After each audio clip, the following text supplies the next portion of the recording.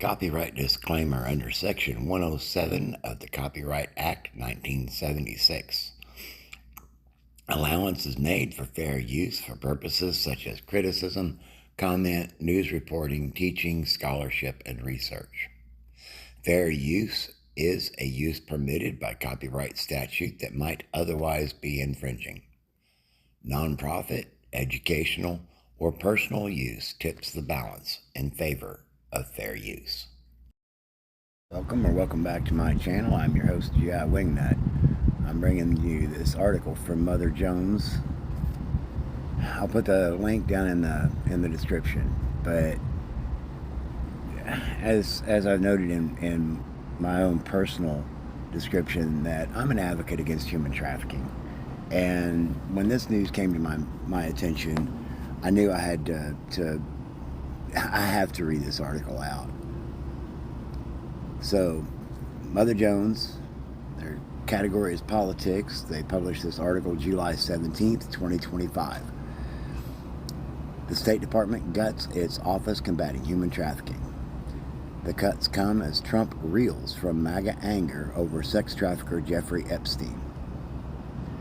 As President Donald Trump takes a beating from his own MAGA crowd for his handling of the case of Jeffrey Epstein, the deceased pedophile and sex trafficker, his State Department pulled a surprising move. It decimated its office combating human trafficking.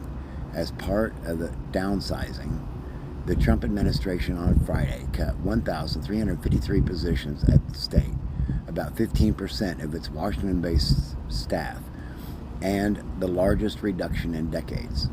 This reduction in force targeted foreign policy goals that don't align with the MAGA values. This included closing and eviscerating entire offices that promote democracy, combat genocide and violent extremism, help resolve armed conflicts, and supported women's rights.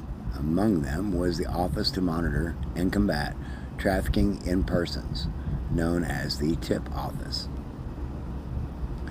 Politically, the timing of these cuts is ironic. For 25 years, the TIP Office has worked to combat human trafficking as human, sex, and labor trafficking around the world. Its remit includes producing an annual report as required by Congress that grades every country on this issue. Those that fail can face economic repercussions from the U.S., putting teeth into the government's efforts to end trafficking. This year's report was due June 30th, but has not yet been released. The TIP office also works with local partners around the world to strengthen civil society groups, train prosecutors, and help other countries combat trafficking. The office's mission, including managing terms of millions of dollars for these programs, has always had bipartisan support. Secretary of State Marco Rubio submitted his reorganization plan for the State Department to Congress in April, but stopped its implementation after a federal judge in California halted such plans across 22 agencies.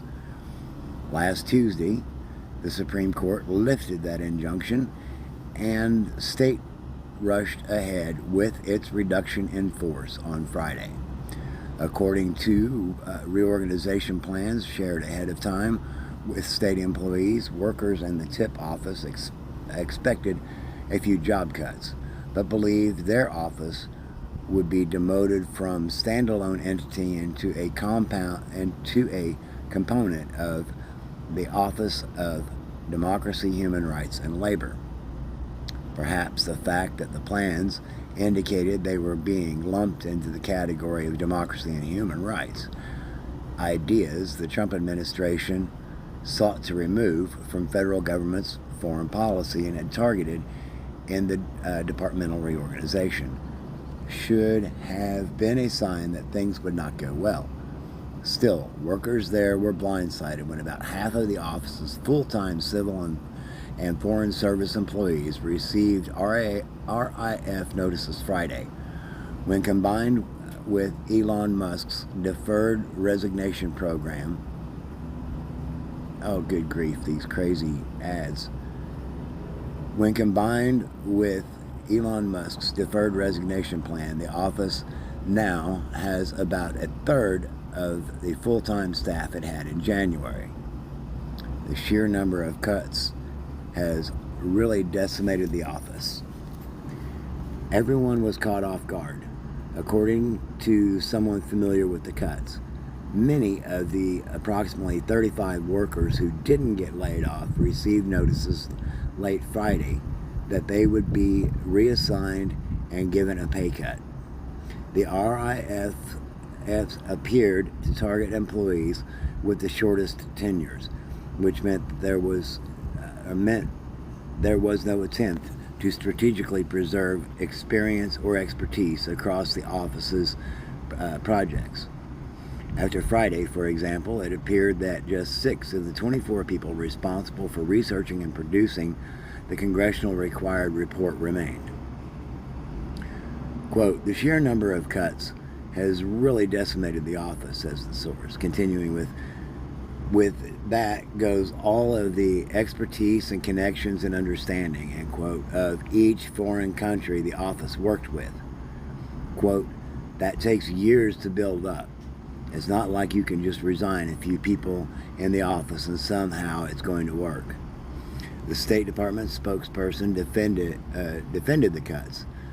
The world has, quote, the world has changed. As we looked comprehensively across the department, we saw that many of these offices had served an outdated purpose, had strayed from their original purpose, or were simply duplicative, end quote. Politically, the timing of the cuts is ironic.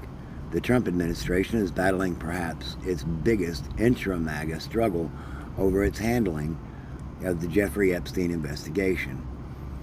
Donald Trump came into office promising to reveal truth about the billionaire pedophile who killed himself in federal prison in 2019 under federal charges of sex trafficking minors, or for sex trafficking minors. Therefore, through a series of missteps, the Trump administration overpromised on its ability to release a rumored Epstein's client list, then received blowback from the MAGA crowd when the Department of Justice tried to close the books on the case earlier this month without delivering any list or juicy new information. Moreover, thanks to the QAnon conspiracy that many of the Trump supporters have embraced, the president's base has been primed to believe that sex trafficking is rampant among America's elite and that Trump alone can stop it. But neither Trump's reputation among QAnon followers for fighting sex trafficking nor the fact that Epstein's debacle risks compromising that reputation, not to mention that trafficking prevention is a bipartisan priority,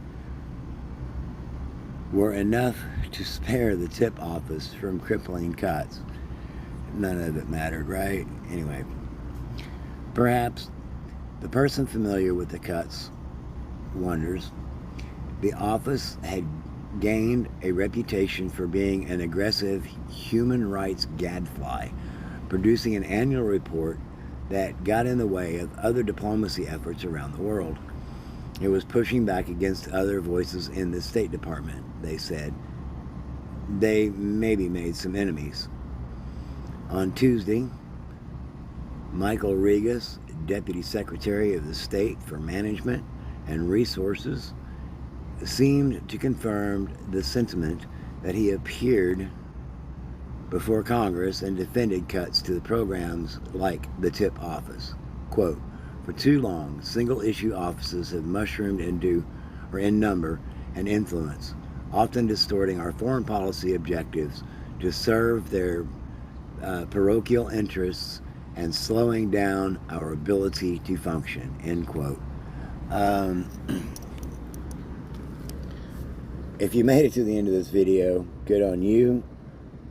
I'm going to recommend that you go and check out this nifty little thing called the Law of Return, which allows Israelis to flee persecution and return to Israel.